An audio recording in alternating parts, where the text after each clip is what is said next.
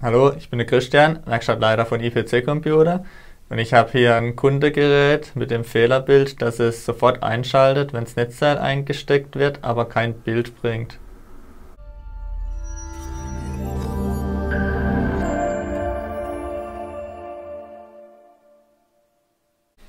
Wir haben hier ein Asus N750JV, und zwar schaltet das Gerät, wenn man das Netzteil einsteckt, sofort ein.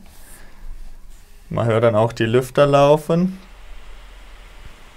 macht sonst aber gar nichts. Kein Bild, weder intern noch extern. Man kriegt es auch nur wieder aus, wenn man den Stromstecker zieht und den Akku rausmacht. Ja, ist irgendein Fehler am Mainboard.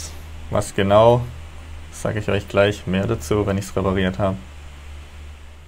So, ich habe das Gerät nun repariert. Da war der Spannungsregler im Stromeingang defekt, der quasi die verschiedenen Spannungen für die anderen Bauteile zur Verfügung stellt, zum Beispiel die 5 Volt und so weiter. Den haben wir getauscht. Das Gerät funktioniert jetzt wieder ganz normal.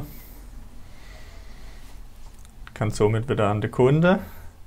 Ein Bild von dem Bauteil haben wir in unserem Blogbeitrag.